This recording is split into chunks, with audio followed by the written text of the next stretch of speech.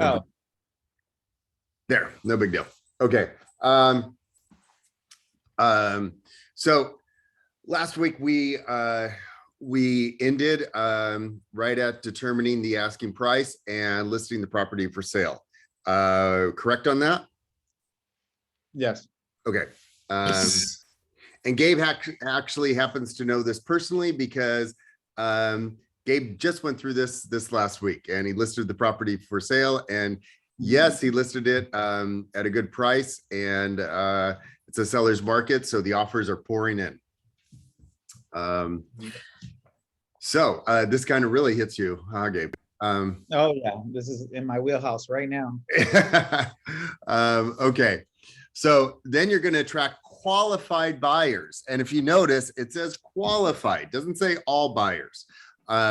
Because what you want to do is you want to attract buyers that are ones that, and when you mean qualified, it's like, yes, they can actually afford the property, but you also want to know their motivation. How motivated are they? Because somebody can afford a property and open up escrow and then decide, yeah, don't want to do it. And so that's some of the conversations you want to have. When you're a listing agent, when you have a listing, you really pay attention to the communication and all of those details from the offers. So for some agents out there, they don't do their job. So they literally just get a bunch of offers and pick one and they go from there. But if you're really doing your fiduciary duty to your client, what you're going to do is you're going to look at these offers and you're going to see, well, wait, which offers are really good offers and how motivated are they? And I've had a few listings where we've had a couple of offers that were a little less than the top offer. And my seller wanted to go with the offer that was less because they knew those people would close and they wanted to have them buy the home. So it's not always about the money.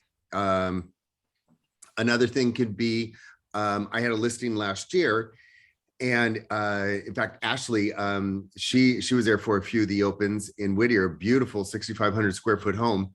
And we had two top offers. We had a number of offers that came in, and we had two top offers.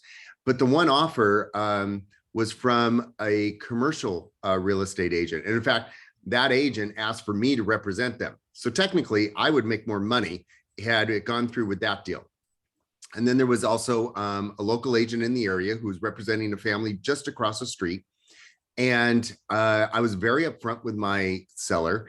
And I was very upfront even about the commission structure, and like, listen, I think the best offer is the people across the street.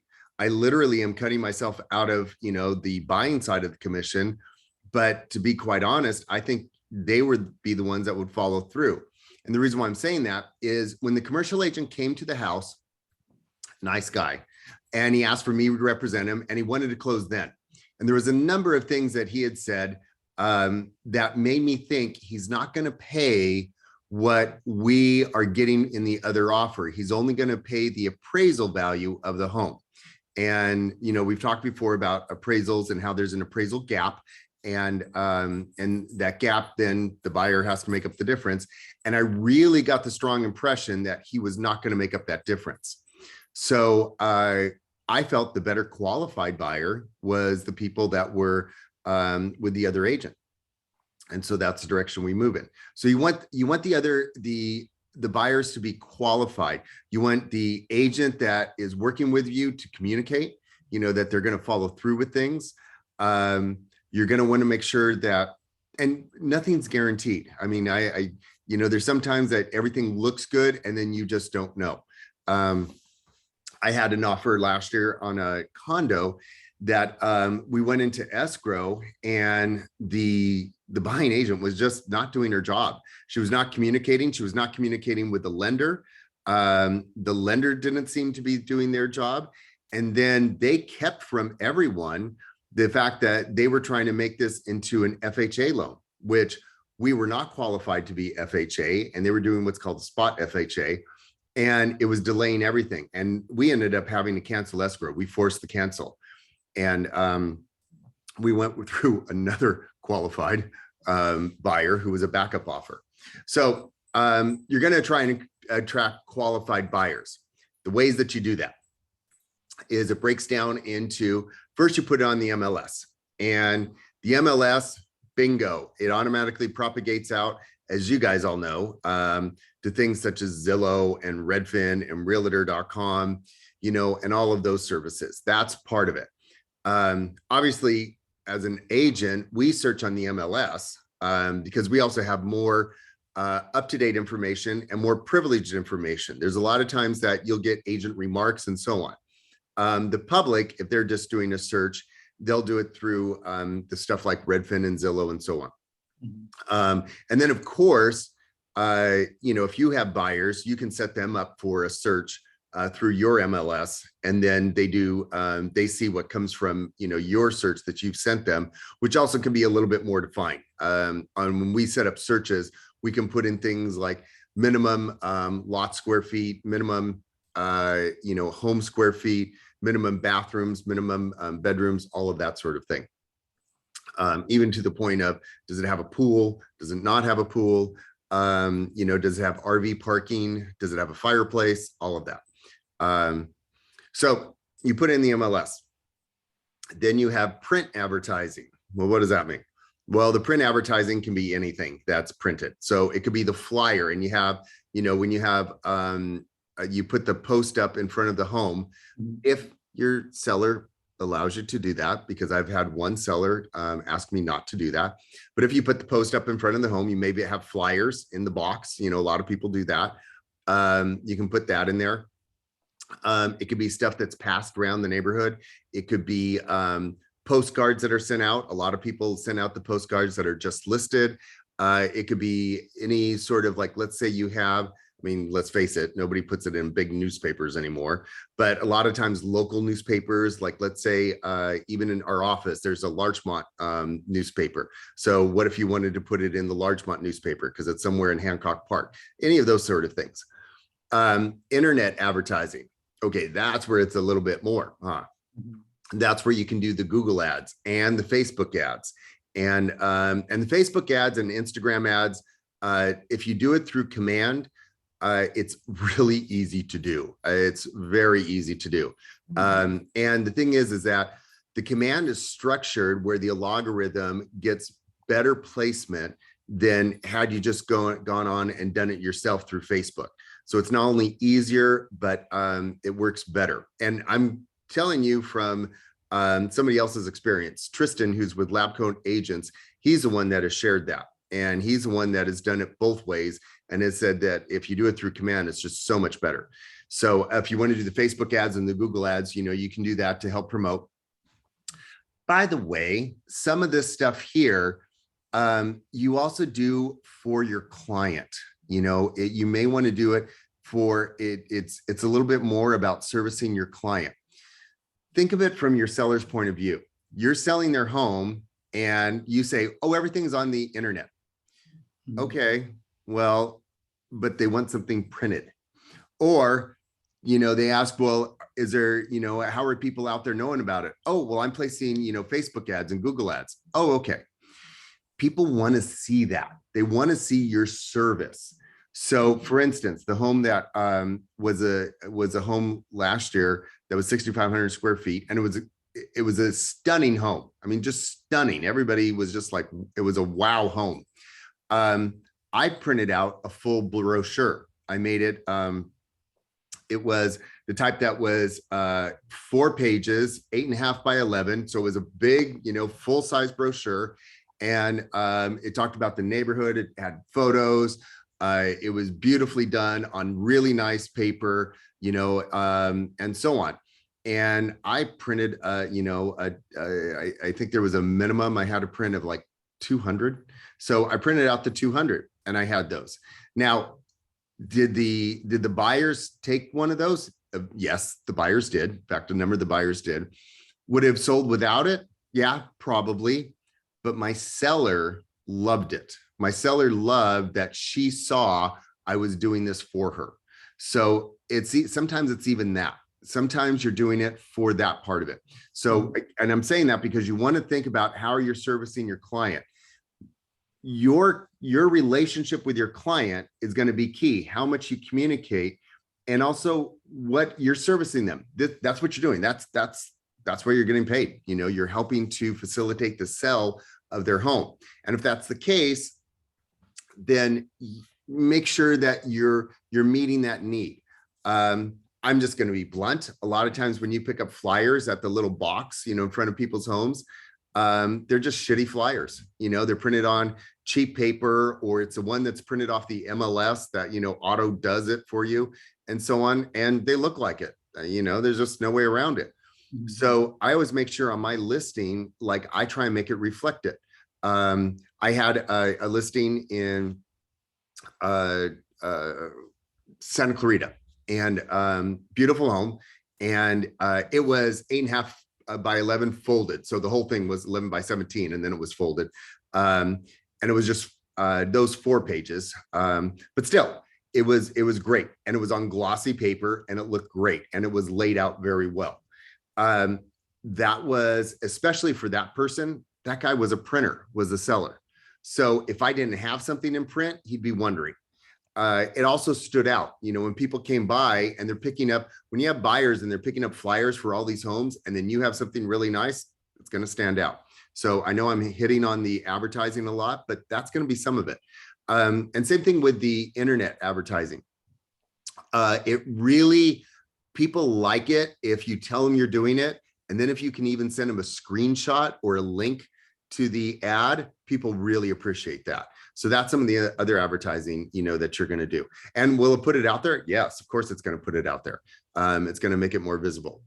A virtual tour. That's one of those I recently added on, because virtual tours were not, you know, they were not as big a number of years ago, but now they've really become a lot bigger, obviously because of the lockdown.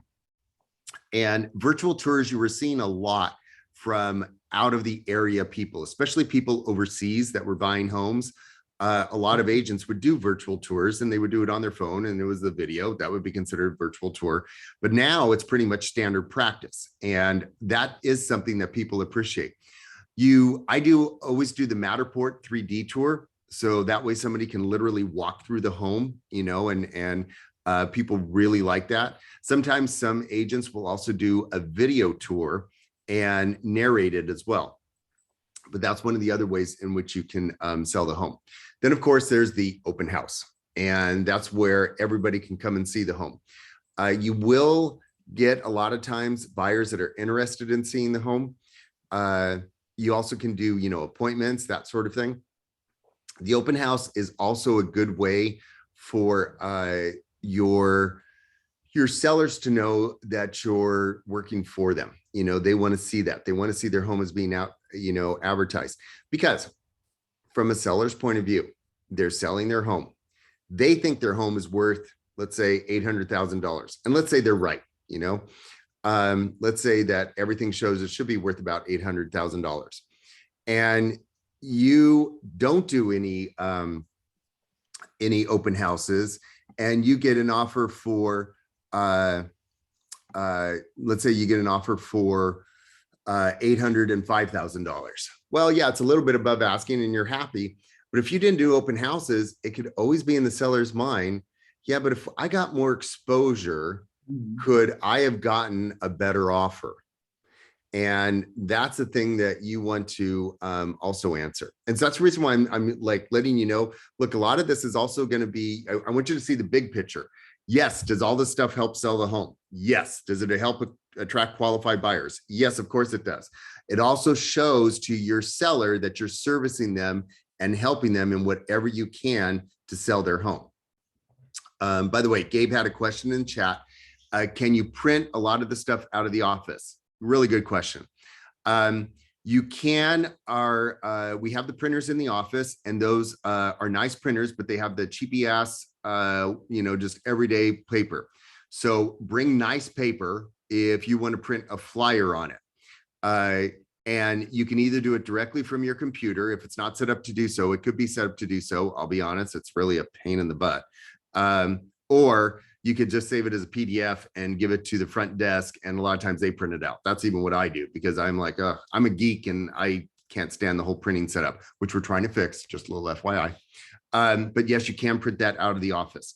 And so now, if you want something that's even done a little more, you could use Forward Marketing, which is our marketing branch, and they can go ahead and they can even do the flyer and they can do the printing. And little thing, I'll let you know, our office pays for them to service us. So everything is at a discounted price. So the brochure I mentioned, you know, the one that was the 8 pages, it was basically 2 11 by 17s folded in half. And so that was that 8-page brochure for the 6,500 square foot home. I had them put it together and then they printed it out. And I was on a time constraint and they even drop shipped it that morning to the home. So they shipped it early in the morning. Our Brokers Open was at 11 a.m. and it got to the house at 10 a.m. So they were able to do that for me. Today, in fact, I'm reviewing another brochure they put together for me being a senior specialist. So we do have that end of it that will put all that stuff together, and they'll even do printing and handle all that and ship it directly to you or drop it off at the office. So those are the different things. So if you want to do something on your own, we have the printers at the office. If you want on decent paper, bring your own paper. If you want to have just a service handle it, we even have that set up for you. Does that answer that question, Gabe? Yeah, because I went to because I have some flyers that I was gonna, drop off in the neighborhood, just to let them know that I have an open house coming. And I went to Staples and I was like, good Lord, the price is expensive. Oh yeah. Oh yeah. So, let me see what I can do. And good luck on getting, if it doesn't print well, if their machines aren't calibrated, good luck with that. Right. No, I for that sort of thing, do it at the office. And even again, if you're not set up to do that, you could always just do a PDF and give it to the front desk and just buy good paper. It's it's usually around anywhere from $7 to $11, depending on the type of paper you buy. For a ream of nice paper, I usually try to get the really opaque white because it stands out. And then you can do it that way. And that even comes off when I teach marketing. I know I'm picking on it because I used to be in the printing industry, but paper communicates quality. So on the brochure, Ashley can tell you the brochure on that home I was telling you about, was the 8 pages total. It was on a nice thick cardstock and it looked gorgeous. It looked really, really well. So it showed off the home, and part of it was just because of the paper it was printed on. Okay, then the other thing is direct mailing. And that's when you kind of see direct mailing. You can do the services that will mail, or if you happen to know people that are interested in the property, you can try and directly contact them. Or if I would even say, let's say an agent that's working in an area, and that agent has a lot of buyers for that area because they're always working that area, and that's where your listing's coming up. You may contact that agent directly and say, by the way, I want to let you know this is on the market and this is coming up and so on. And that can help. You're doing all these different things to attract your buyers. And then of course, like I mentioned, the property showings, and those could be individual appointments. Those can be group appointments. Doing also the Brokers Open is part of that. And that's where when you enter a listing into the MLS, it will ask you, when you do a open house, is it a public or is it broker? And when it's public, obviously that's when everybody knows about it. It goes on the MLS, it goes on to, and then that propagates over to Zillow and Redfin and all those things. But if you do Brokers Open, that means that it's only for that particular Brokers Open, and it doesn't go to the public. Now, do some agents bring their clients to Brokers Open? Yes, it happens all the time, but it isn't advertised publicly. And that's what we're talking about. And Brokers Open, by the way, is going to be different for every demographic. In Personal example, in my city of Whittier, our brokers open are usually on Thursdays, and most brokers open are they can range, but we see a lot of them in our area starting at noon and maybe going 4 hours till 4. Okay. When I got my first listing in the Cedar Sinai neighborhood, and a buddy of mine, he said, well, you're having your brokers open. I'm like, yes. And he showed up at Tuesday at 11 a.m. And he gave me a call and he goes, hey, Rob, I'm at your brokers open. I'm like, okay, that's fine, but why are you there? And he said, because it's brokers open. I said, yeah, but it's Thursday noon. And he goes, no, it should be today at 11. So I told him, hey, I need to pick your brain because you guys do brokers open differently than we do over here. And that's when I learned a little bit the hard way that brokers open is different for every demographic. If you go to the South Bay, their brokers open is also on Thursdays. But if you go to the Hancock Park neighborhood and most of the neighborhoods surrounding, it's on Tuesdays. So you have brokers opens that are going to be different for every demographic. And you may end up being in a listing in an area where what if you're bordering, it's kind of like that gray overlap. I would kind of do both if you needed to, if you felt that was the need.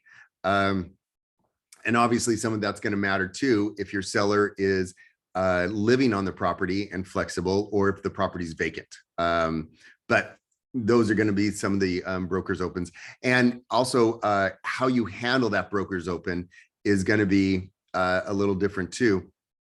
If it's going to be like a higher end home, you may want to have, some specialty like before the COVID days, I did a few brokers open and I had a chef prepare hors d'oeuvres for some of my higher end homes. But even the one that I had in Whittier that sold for 2.64, the one I mentioned, I did have a caterer make a bunch of actually, they were really good, little mini desserts and that sort of thing, but everything was individually in their own cup with their own spoon, or it came in a package. So everybody felt it was safe, so that wasn't a big issue, but I still kind of went all out for the brokers open, because that's what it called for. And then you're also going to have sometimes a private party. So some agents will host like it will be on a certain evening, and that's when they do a home premiere, property premiere, and they will let a bunch of key other agents know about the property, and they'll invite those people over, and it's just kind of that kind of a brokers open. So it's not even on the MLS, it's by invitation only. Those are some of the other times of brokers opens you see. Any questions from there? As far as a broker's open, do you suggest we do it? Like, I just feel like at my price point, I didn't really need it because I'm already getting tons of calls. Right. So does it change like as far as like how much the house is worth or whatever? You know what? When it's a more entry level, lower price point, it's not needed as much. Especially if the home is going to be a hot home, then yeah, it's not going to be, the same sort of thing, because you're going to have a ton of first time home buyers, people wanting to get in and knowing what the market is now. Yeah. I mean, it really is one of those things. If you wanted to not do a broker's open, that's fine. When you get into the luxury market, it's much more common. And let's say we get into a more balanced market, which eventually is going to happen. Then you may see more brokers open for just, the regular middle of the road home. But again, you're not going to have necessarily a chef prepare, things. You may just have bottled water. I mean, it depends. You gauge it for the home and you gauge it for, what's going on. Does that help? Yeah, because I chose not to go that route. I was like, there's no point. I spoke to an agent and they said they got like 75 offers on the house down the street. So I was like, yeah, I don't think I need it. I'm already getting a lot of calls. So I'm like, yeah, no, you gauged it right. I think with your home and that price point, exactly. I wouldn't have done a broker's open on that home either. okay. Yeah. Just making sure. Yeah. I did have an agent or I did have a seller last year. They asked me, well, just want to make sure you're doing a broker's open, correct? And I was like, sure. even if I hadn't planned on it, I would have done it because they were a little bit like, oh, you need to do this. So I was like, okay, fine, I'll do it, sort of thing. So, you kind of gauge that, but in your situation there, yeah, that was, I would have done the same thing. Then you get your offers to purchase. And you're going to have a lot of offers come your way. This is sometimes when you find out how much the buyers communicate. I have a standing listing in Long Beach that Lord knows if it's ever going to sell, but there's times I can tell like these agents, I don't even want to work with them because right now the home is listed for I changed the listing price. It's listed for $990. And I got an offer for, it was $850, $140 less than what our list price is. Nothing else with it. Or I've gotten an email, hey, just wanted to make sure you got my offer. I'm like, yes, I got your offer. You're already 140 less. Had they called me, they would have found out that I have 4 standing offers at $990 that are ready to compete with each other. And all of them are no repairs. So we would go straight into escrow and paperwork, no repairs. So, that kind of lets me know the quality of that offer, not so good. So I'm not going to take that $850. But you're going to get multiple offers and then you're going to sift through them. And your job is to present the offers and to advise your clients. And by the way, when you're on the buyer side, of course, it's going to be the same thing. You're one of those offers that's getting put in here. And as you can see at this point is when the buyer agent kind of starts to jump in. What happens at this point is you can have what's called an SMCO with the listing agent, and the seller sends a seller multiple counter offer. When they send a seller multiple counter offer, that is not binding. So the buyer can respond to it however they want to respond. They can agree to everything in that. They could say, we disagree with everything. They could say, we agree to some of it, and here's what we're agreeing to and not agreeing to, whatever. It doesn't bind them to open up escrow. It doesn't make it a completed and what we call a fully executable contract. It doesn't make it that because just by having the SMCO means that there's multiple of these that went out and they're still going to consider all the responses to them. If it's a SCO, seller counter offer, that's when it's only one single one and they're dealing with just you. And let's say in that counter offer, you agree to everything and sign it, and now it's fully executable. Now you open up escrow because everything's been agreed upon. Everything has been, hashed out. Or the buyer can do a buyer counter offer to that, a BCO, and they can also, it's also a buyer counter offer to the SMCO, but they can do a BCO and then they put in there what they agree to or what they don't agree to. And it goes back and forth. I've had one where we had the offer, the seller counter offer, buyer counter offer, seller counter offer number 2, and then we did buyer counter offer number 2 and they signed off on that. And then we opened up escrow and then everything had to be submitted because there's check boxes. If you look at those contracts, so it shows like, oh, there should be something attached to this, and escrow needs to see all of that. So they need to see what terms have been agreed to throughout all of that trail. And then where it finally ended, where everybody signed and said, hey, we're not dealing anymore with this. So that's how those can go out. So if you're on the buyer side and you're receiving a seller counter offer, that automatically tells you they're dealing directly with you. If it's an SMCO, that probably means there's multiples that go out. Gabe had an excellent question. Do you have to respond to all offers? No, you do not. You can inform. In fact, and informing is very loose when it comes to letting your seller know. You can let your seller know, hey, your home is listed for 800,000, but we got an offer at 650. Okay, we also have 2 other offers at 850. Oh, okay. Why don't I send you those? Sure. You've now informed your seller about all 3 offers you got.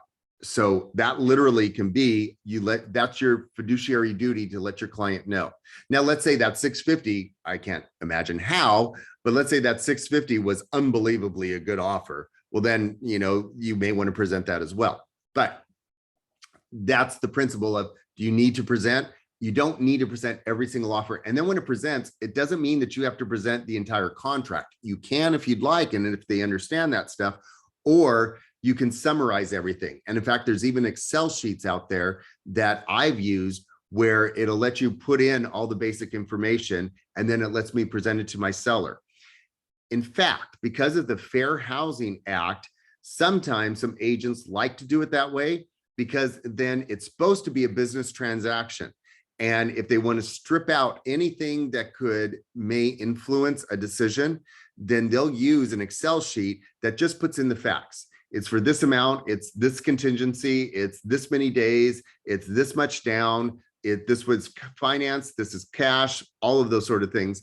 And some agents will even just call it buyer offer number 1, 2, 3, 4. So even the names aren't in there, because they don't even want the idea, because of the Fair Housing Act, of anybody's background or ethnicity to skew that. And on my particular offers I've done recently, I put in the multiple, when we got a ton of offers in, I would use an Excel sheet like that, send it over so that way they could review everything. I did put in the agent's last name, and then I put in the buyer's last name. And then it allowed us to go ahead and review those. And I kind of pull out all of the nitty gritty, really important stuff. You know, does the seller really care what warranty company is being used? Yeah, not really. You know, that's not a big deal. You know, all that kind of stuff doesn't matter. They're going to care more about the bottom line price, how much is down, how strong the offer is it cash, is it financed, all of those sort of things. So that's what happens when you go into this process. And when you're on the buyer side, you're part of that machinery. And for instance, we submitted an offer this last weekend on Friday for a home. And I've been on the phone with the agent, and they liked the offer and everything seemed good. They already done pre-inspections, so we know everything going into it. We're actually going into it no repairs, because everything that was major on the inspection is already gotten repaired. So we're like, okay, good. We hashed all of that out ahead of time. And then I got an SCO back, seller counteroffer. And the only thing they're changing is the escrow timeline, and they're capping the home warranty at $500. No problem. So we're going to sign off on that, and then we can open up escrow. But again, let's say she sent out an SMCO, seller multiple counteroffers. That tells me that she's got a number of offers out there. And I always try and call the listing agent to ask, like, what can I do to craft my offer to make it the most appealing to your sellers? What do your sellers need? And agents love to hear that when you're on the listing side, because then that really, like, this is what's really important to my sellers, because you can't guess what's really important to your sellers. You know, or if you're in the buyers, you can't guess what's important on the other side. You're going to know. Now, sometimes I will put it, by the way, in the private remarks, you know, what some of the things seller needs, but I still try and have that conversation, because there may be some extra things in there or other things you don't know about. And then, by the way, in the offers and the counter offers, that's when all that negotiation happens. And that SEO we got back, that's some of the negotiation. You know, when we talked on the phone, she called me yesterday and she goes, okay, the seller wants to cap the warranty at $500. And they also want to do an extension to stay in the property for 29 days. Not a problem. I said, okay, I'll draw up the SEO, the seller counteroffer, and I'll send it over. Okay, that's our negotiation. Now, I've had a condo last year. I helped a buyer buy, and we did investigations, and the agent was really unprofessional. And he was like, everything's perfect with a home. Yeah, not according to the inspections. So with the inspections, we found a ton of stuff that needed repaired. So we sent the request for repairs. The agent called me up. He started yelling and screaming. I just listened to him talk, you know, okay, great, fine. By the way, we're already in escrow at this point. So, you know, I'm not worried about us falling out of escrow, you know, or not getting into escrow. And so then we hashed it out on what was important on the repairs, what wasn't important on the repairs. And then we came to an agreement. Now, sometimes, and I kind of jumped ahead a bit, because in this, you know, I show offers accepted. That's okay. I did jump ahead. That's the one where I just mentioned, we were already in escrow. But the one that we're currently going to escrow with, it followed this exact same path where we made an offer. They called us up. Hey, this is going to be our counter offer. We talked about it. That was the negotiation. And we just need to sign off. And then the offer is accepted. Then you go into escrow. Then if you do have like requests for repairs, that's when you negotiate that out as well. A lot of times, if the inspections are done ahead of time, that negotiation happens still at this point where it's in that purple, where it's still in the negotiation because all the information now is known up front pretty much. And so all of that negotiation happens there and you don't get as much afterwards. Okay, any questions on that? Okay, blue section. Oh, go ahead. I'll ask you later. It was just a no request for repairs. Is that something that's, can you, when you're on the seller side, can you just say, we're not doing any repairs? Yes. That's important to your seller. And you can say that all you want. A request for repairs is still a request for repairs, and you can still ask for it. Now, that's a double-edged sword. It's a really good question because I know somebody who is a very good agent in our office who got burned by that. There was this family that needed to sell an investment property, and they kind of needed to do it quickly because, quite honestly, the patriarch was dying and they wanted to get medical care. So the buyer understood this, and we said, but look, we know there's probably going to be some repairs that are needed. We're not going to do any repairs. And that was really upfront. And okay, great. We understand. Because of that, the buyer was also getting a good price for the investment property. Well, the buyer's agent insisted on doing repairs. And the listing agent actually made a mistake and passed it on. Technically, you know, do they have to or not have to? It's their call. They probably shouldn't have, but they passed it on. It soured the deal from that point. It just soured everything. And both sides became contentious with each other, not the agents, but their clients. And the deal eventually fell through. Where if there wouldn't have been a request for repairs, when they were so adamant up front, there was not going to be any, then it wouldn't have happened. Now, in another situation, a lot of times agents will put on there, no repairs. Okay. But then you find out, yeah, we thought the house looked great, but we found out that there's a major crack in the middle of the foundation that we wouldn't have known without an inspection. So that's going to be, you know, $10,000 to repair, and we're going to request that. You can still request it. That wouldn't be unheard of. Like I've mentioned before, every deal, every motivation, every buyer, every seller is going to be different. So you have to judge what's going to be acceptable, what's going to work. And then sometimes too, you kind of have to meet in the middle, you know, or you have to figure out what's important and what's not important.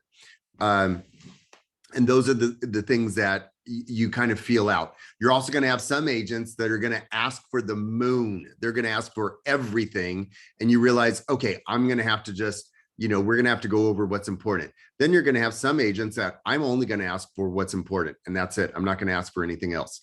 So I closed on a Highland Park home last year that the other agent and we had a great rapport, and she was there during the inspections. And I just said to her, I said, listen, we really like everything that we're hearing in the inspections. The only things that we're pretty much concerned with, the general is great. We're concerned with the termite and with the sewer inspection. And she said, well, from what I've overheard, if you don't ask, you won't receive. And I said, okay. So that let me know that the sellers were going to be more than reasonable for anything that was beyond what we could just see, you know, walking through the home, and it was still a major deal. They were willing to work with us on, but other, you know, things here and there, they weren't. And that's where you got to feel it out. But does that give you guidance on how to do that? Yeah. Okay. Yeah. Okay. You will find a lot of agents, they'll be like, as is. Technically, every home sold in California, if you look at the contract, it is as is. It's a used product, but it still means you're going to have an inspection period where you can discover there's things with a home that you may want to request for repair.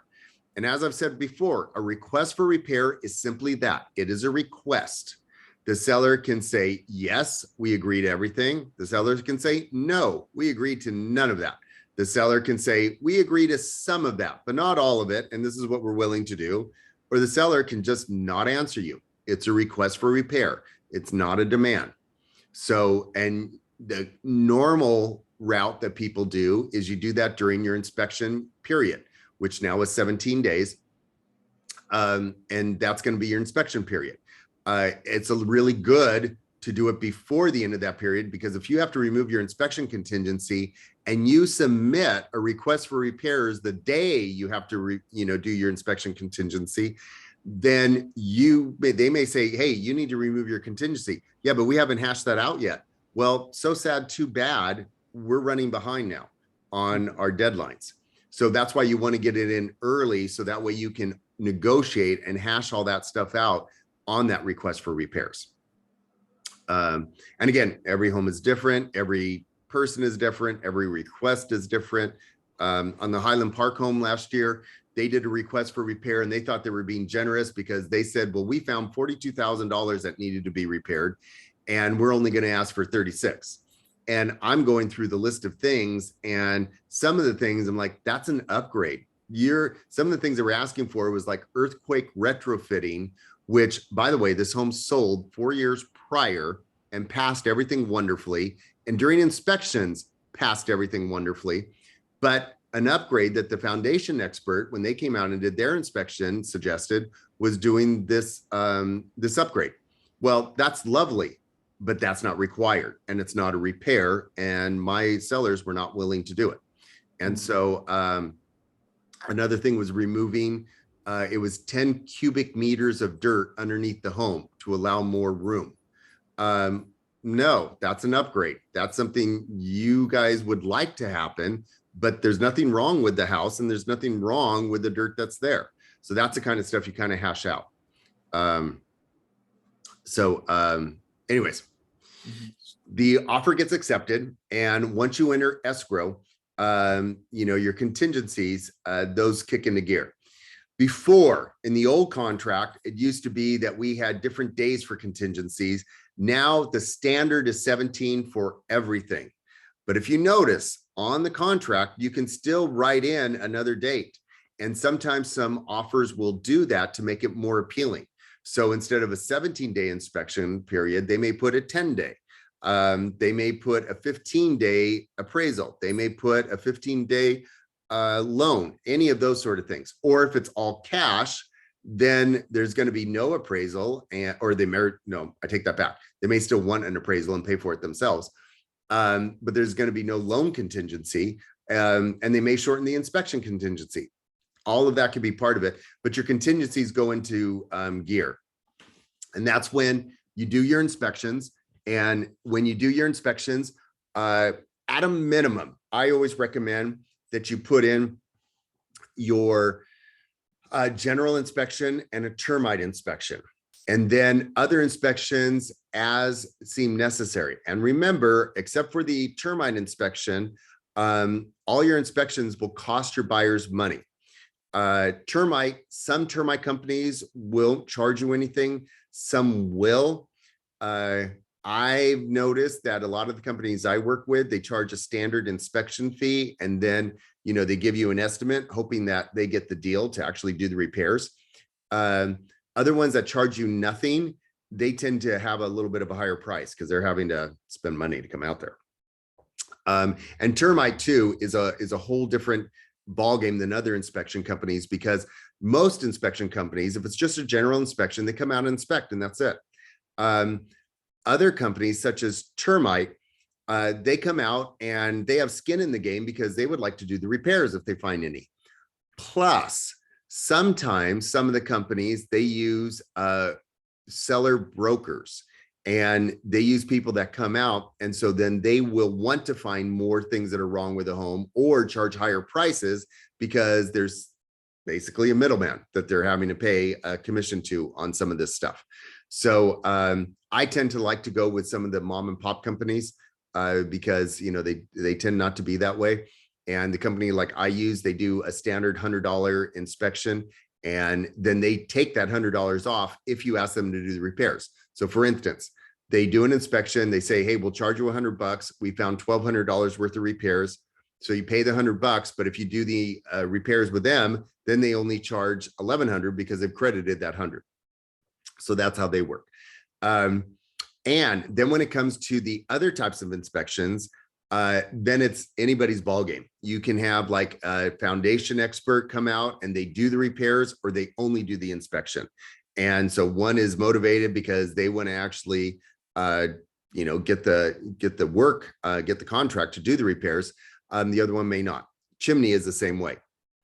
Plumber, they may have skin in the game if you're doing sewer and that sort of thing. So those are kind of things that, to watch out for. What is the name of the inspection company? I'm not telling you. No, I'll tell you. I actually like Elite Inspections, and I'm not just like, oh, once I'm loyal, I'm always loyal. I initially liked Elite Inspections when I first got in the industry, and then they sucked because basically a lot of their top inspectors, they weren't getting paid well enough. At least they didn't feel so at the time. And they left the company, and then their inspections went downhill. And I got burned on one of those. And so, yeah, we had an issue with that. So, but since then, they've turned things around and their inspection seems to be pretty good again. Now, they tend to charge anywhere from like $400 to $500 for the inspection. Mm-hmm. They sometimes have to be scheduled a little bit out, like maybe 5 days to a week, depending on how busy things are. Mary Kay in our office, who does, I think it's Advanced Group, they tend to be a little bit more responsive where they can squeeze you in more, and they're very good. But they also charge more. They usually charge around $700 for their inspection. So it also depends on how much your client is willing to spend.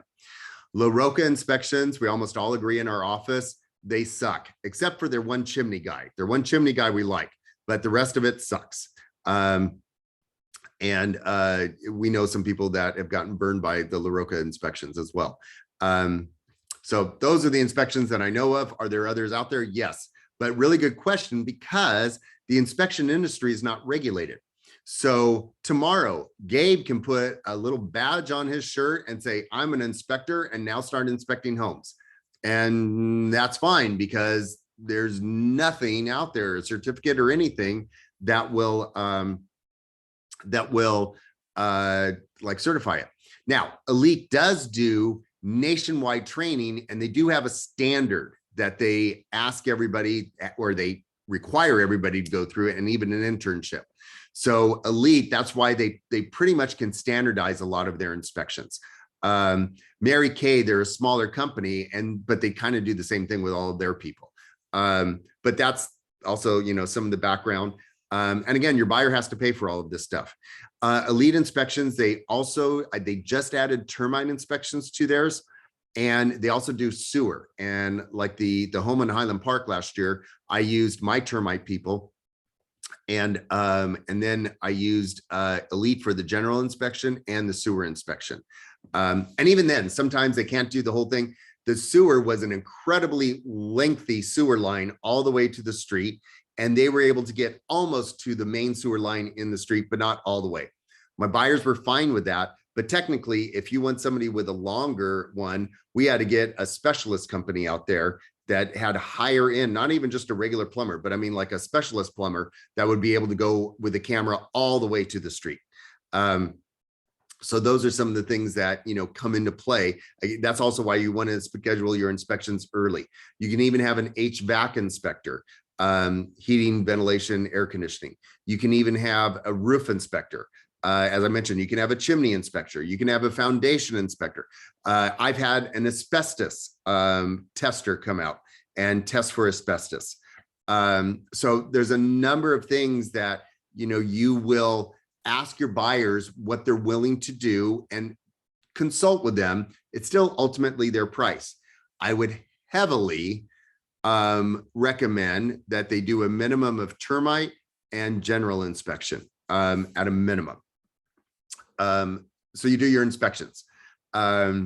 You also do your financing when you open, and that's why if you're on the buyer side, you want to make sure that the lender is a really reliable lender. They're going to communicate. I've had really good experience with Movement Mortgage in our office.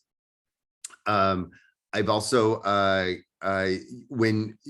used Movement Mortgage when I'm on the listing side to cross qualify. Let's say I felt like the buyer side, and you're seeing a lot of that right now, of cross qualifying, where Movement Mortgage may qualify that buyer even though they're using another lender. And the reason why they do that, what if the other lender can't perform? And then all of a sudden you're on day 13 and it's like, oh crap, that lender isn't going to be able to make this work in time. Well, you can call up Andy and they've already pre-qualified and pre-approved. So you can get that in and try and get them to rush a loan through.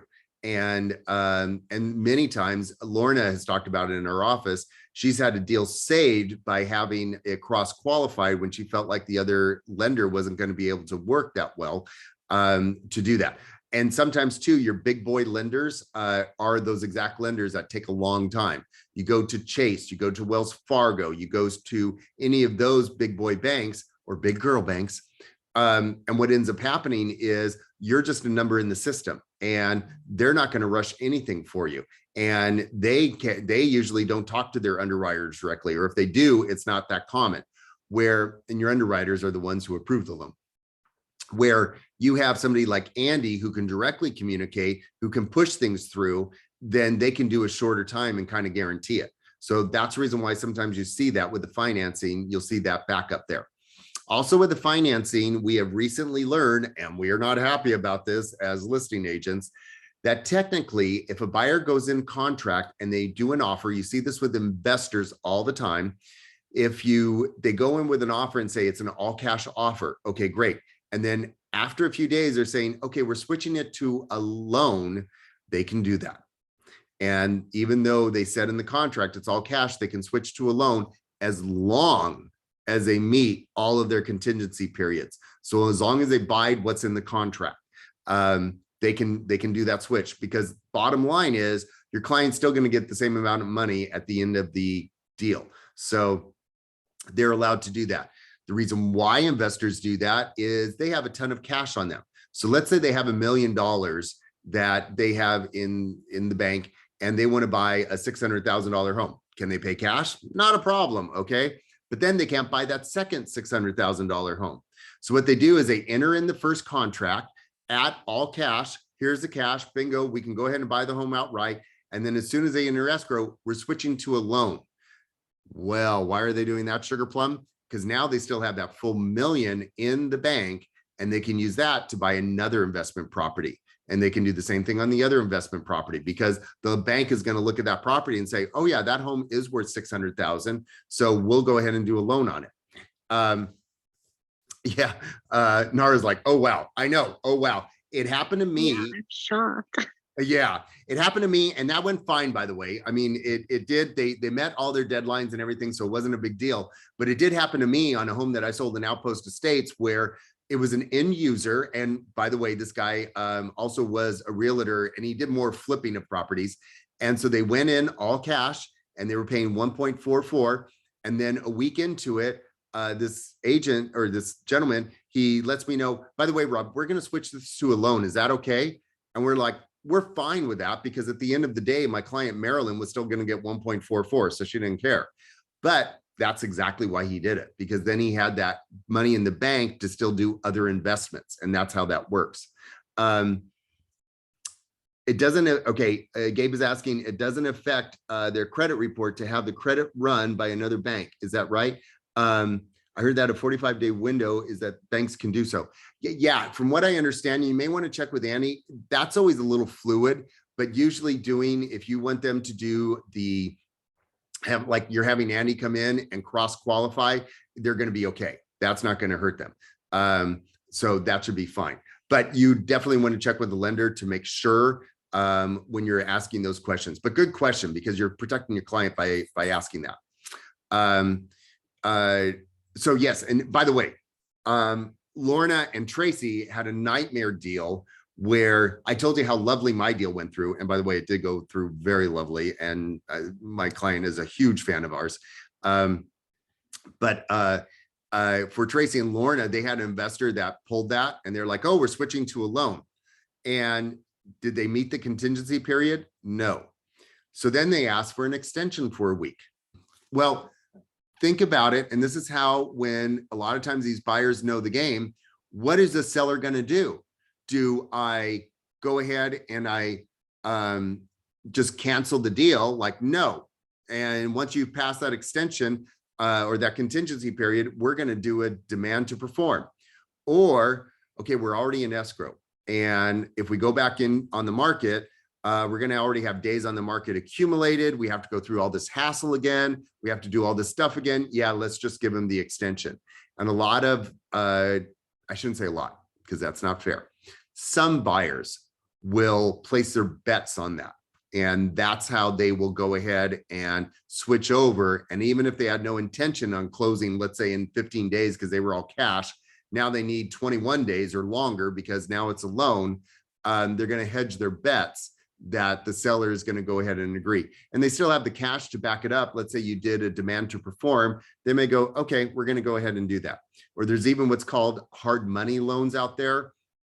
And a hard money loan is when you go to a lender and I've had to get a hard money loan for one of my sellers one time.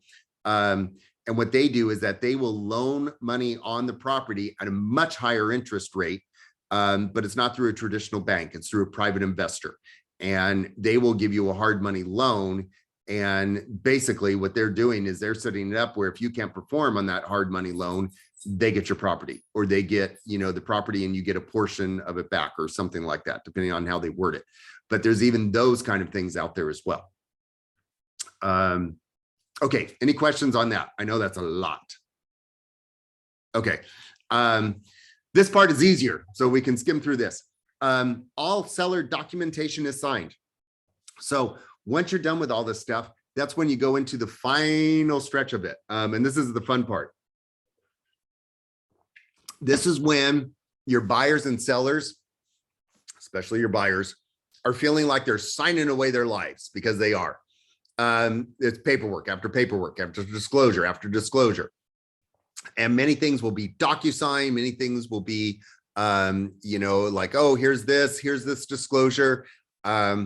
Make sure they're made aware of things, just make sure that as things come through, they understand.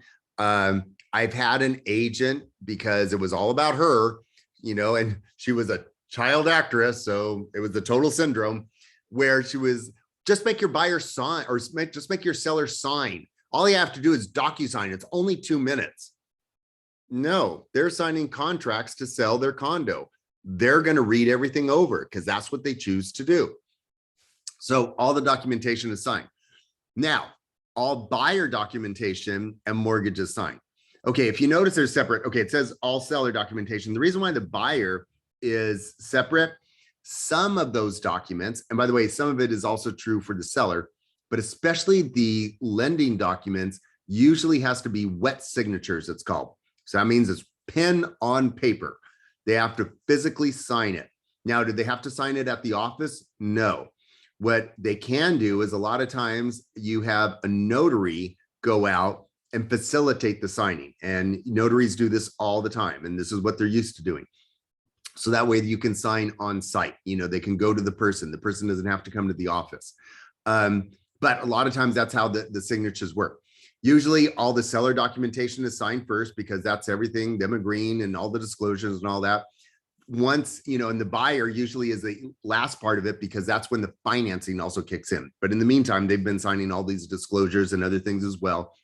Then at that point, the seller still owns the property. The buyer has agreed to buy the property. It is only when you get to the next one that the mortgage and deed are recorded. And that's when you hear about when the title says, okay, we have a recording. That's when now the ownership has changed. So Ashley owns a condo in West Hollywood and is selling it to Gabe. And Ashley, up until 3:30 p.m., still owns that condo. But at 3:30 p.m., that's when we find out it got recorded. Now Gabe owns that condo and Ashley no longer does. That's what that means. It's recorded by the county clerk, and then that's how ownership is transferred over. Also, there's a few nuances in that where liability is a big thing, because I've had some clients say, oh, well, we're going to close escrow tomorrow. Can my buyers move in their furniture today? Well, technically, if Gabe and Ashley wanted to do that, if something happens to Gabe while he's moving in the day before it's recorded and he injures himself or some of his movers injure themselves, it's Ashley's property and Ashley's liable. So most of the time, that's why a lot of us say, oh, no, not until it's recorded can you do that sort of thing, because it's a liability issue. Once everything is recorded, then escrow, then when they're notified, that's when they know, okay, now Gabe owns a property, Ashley no longer does, so Ashley should be paid. So that's when the seller is paid. And then they wire transfer the funds over.